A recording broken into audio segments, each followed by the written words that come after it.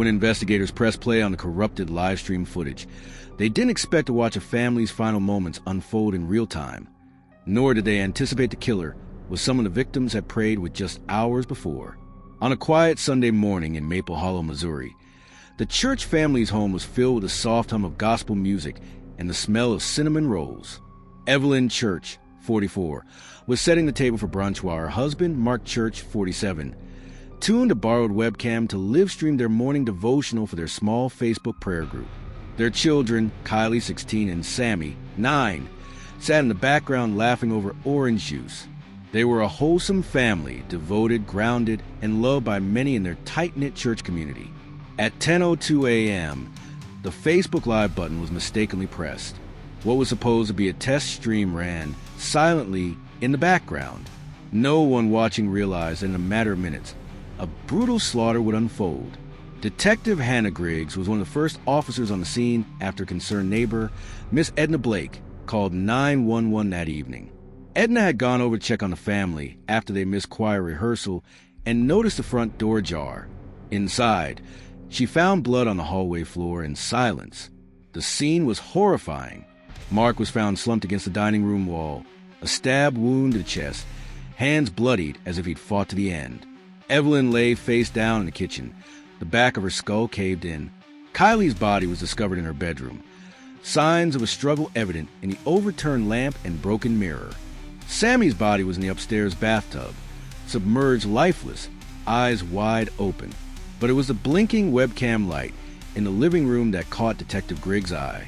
When they recovered the data, they realized it had streamed for over 45 minutes. To 5 viewers, none of whom realized what was happening. Investigators watched the recovered stream in silence. It began with hymns, laughter, and the mundane beauty of family life. At 10:18 a.m., the front door opened without a knock. A man in a black hoodie, face obscured, entered quietly. Evelyn was in the kitchen. Mark was reading scripture. The man moved behind Mark and plunged a knife into his back. Mark's scream filled the house. Chaos erupted. Evelyn was next.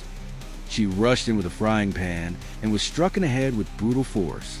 The camera shook as Kylie ran into frame, screaming, trying to call for help.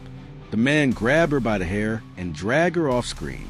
The final moments showed the killer walking past the camera, his face finally visible, blurred but partially recognizable. Detective Griggs gasped. It was Luke McAllister. Luke McAllister, 26, was no stranger to the Church family. He'd been raised in the same community, mentored by Mark at youth ministry. He'd once been close to Kylie, even babysat Sammy when Evelyn worked late shifts at the hospital. But Luke's descent into darkness was silent and private. After a failed attempt at college and a DUI conviction, Luke had become reclusive. He blamed the Church family for cutting him off spiritually after his arrest, even though they had tried repeatedly to help him. A deeper look into Luke's life revealed growing resentment. His social media, littered with cryptic Bible verses and rage-filled posts, painted a portrait of a man unraveling.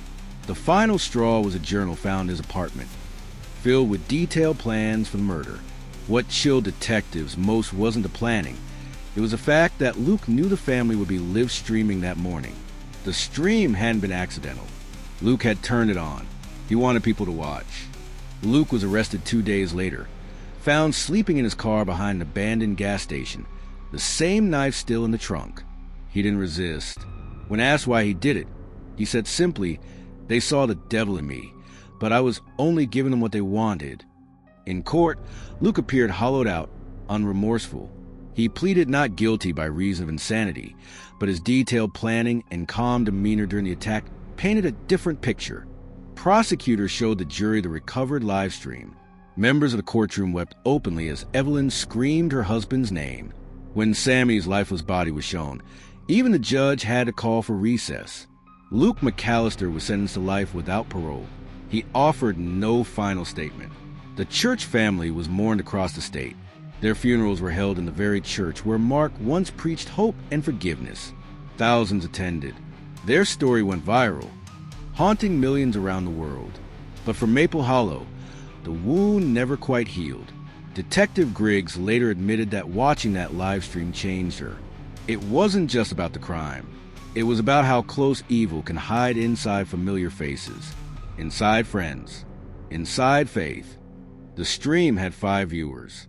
One of them was a 17-year-old girl in Kentucky. She thought it was a dramatized church skit and only realized it was real days later. Another was a local teen who tried to record it but froze in terror.